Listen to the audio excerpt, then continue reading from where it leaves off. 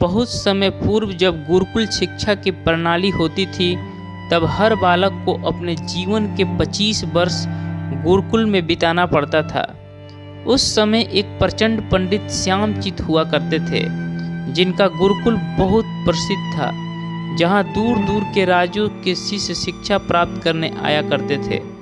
बात उन दिनों की है जब श्यामचित की उम्र ढलने लगी थी और उसकी पत्नी का देहांत हो चुका था। घर में विवाह योग्य एक कन्या थी। श्यामचित को हर समय उसकी चिंता सताती रहती थी। वह उसका विवाह एक योग्य व्यक्ति से करना चाहते थे, जिसके पास संपत्ति भले न हो, पर वह कर्मठ हो, जो किन्हीं भी परिस्थिति में उसकी बेटी को खुश रखे और उचित समय पर उचित निर्णय ले सके। एक दिन उनके मस्तिष्क में एक ख्याल आया और उन्होंने इस परेशानी का हल सोचा कि क्यों ना वो अपने खुद के शिशु में से ही योग वर की तलाश करें। उनसे बेहतर उनकी बेटी के लिए और क्या हो सकता है। इस कार्य के लिए उन्होंने बुद्धिमान की परीक्षा लेने का निर्णय लिया और सभी शिष्यों को एकत्र किया। श्यामचित ने सभी से कहा कि वे एक परीक्षा आयोजित करना चाहते हैं, जिसमें सभी की बुद्धिमानी का परिचय होगा। उन्होंने सभी से कहा कि उन्हें अपनी पुत्री के विवाह की चिंता है, जिसके लिए उनके पास पर्याप्त धन नहीं है।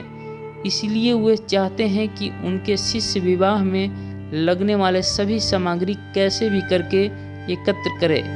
भले ही उसके लिए उन्हें चोरी का रास्ता चुनना पड़े, लेकिन उन्हें चोरी करता कोई भी देख ना सके। इसी एक शर्त का पालन सभी को करना है। अगले दिन से सभी शिष्य कार्य में जुट गए। रोजाना कोई न कोई तरह तरह की वस्तुएं चुरा कर लाता और श्यामचित को दे देता। श्यामचित उन्हें एक विशेष स्थान पर रख लेते, क्योंकि परीक्षा के बाद यह सभी वस्तुएं उनके मालिक को वापस करना जरूरी था, क्योंकि वे अपने शिशु को सही ज्ञान देना चाहते थे। सभी शिष्य अपने अपने दिमाग से कार्य कर रहे थे, लेकिन इनमें से एक चुपचाप गुरुकुल में बैठा हुआ था, जिसका नाम अचिंत था। वह श्यामचित का सबसे करीबी और होनहार छात्र था। उसे ऐसा बैठा देख श्यामचित ने इसका कारण पूछा। तब अचिंत ने बताया कि अपने परीक्षा की शर्त के रूप में कहा था कि चोरी करते वक्त इसे कोई न देख सके। इस प्रकार अगर हम अकेले में भी चोरी करते हैं, तब भी हमारी अंतर आत्मा उसे देख रही है। हम खुद से उसे नहीं छिपा सकते। इसका अर्थ यही है कि चोरी करना व्यर्थ है। उसकी यह बात सुन श्यामचित के चेहरे पर खुशी छा जाती है। वे उसी वक्त सभी को एकत्र करते हैं और पूछते हैं कि आप सबने जो चोरी की, क्या उसे किसी ने देखा? सभी कहते हैं नहीं। तब श्यामचित कहते हैं कि क्या आप अपने अंतर्मन से भी इस चोरी को छिपा सके?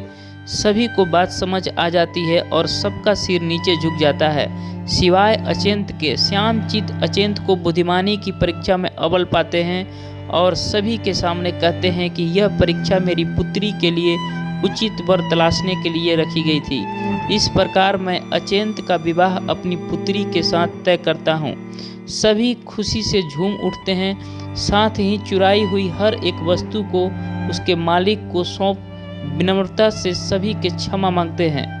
बुद्धिमानी की परीक्षा से यह शिक्षा मिलती है कि कोई भी कार्य अंतर्मन से छिपा नहीं रहता और अंतर्मन ही मनुष्य को सही राह दिखाता है। इसलिए मनुष्य को किसी भी कार्य के सही गलत के लिए अपने मन को टटोलना सबसे जरूरी है। आज मनुष्य ने अंतर आत्मा की आवाज़ सुनना बंद कर दिया है, इसलिए ही वह गलत रास्ते पर जा रहा है। हमारी अंतर आत्मा कभी हमें गलत राह नहीं दिखाती। यह जरूरी है कि मन की आवाज़ हमें वो करने की सलाह देती है जिसके दिमाग कभी स्वीकार नहीं करता, क्योंकि दिमाग संदेह स्वहित में कार्य करता है और मन हमें सही और गलत का परिचय करवाता है। यह सही गलत का परिचय ही हमें संदेह बुराई से दूर रखता है। किसी भी कार्य के पहले हमें मन की आवाज़ जरूरी सुनना चाहिए। इस परीक्षा के जरिए श्यामचित ने अपनी पुत्री के लिए एक उचित वर भी तलाश लिया और शिष्य को जीवन का अमूल्य ज्ञान दिया। आज के वक्त में कोई भी शिक्षक एवं शिक्षण पद्धति मनुष्य को धन कमाने तक का ही ज्ञान देते हैं। एक बालक का स्वर्गिक विकास कहीं न कहीं लुप्त हो चुका है। आज का मनुष्य केवल बड़े होकर एक धनवान व्यक्ति बनने का ही ज्ञान विद्यालयों में लेता है। उस बालक को सही गलत का बोध कराने का दायित्व कोई भी नहीं लेता, क्योंकि उनके माता पिता भी आज के दौर में बस पैसा कमाने में लगे रहते हैं और शिक्षक भी केवल किताबी ज्ञान देकर अपने दायित्व से मुंह मोड़ लेता है। ऐसे में यह छोटी छोटी कहानियाँ व्यक्ति को सही गलत सिखाने में अहम भूमिका निभाती है, लेकिन आजकल इसके लिए भी वक्त मिलना मुश्किल है।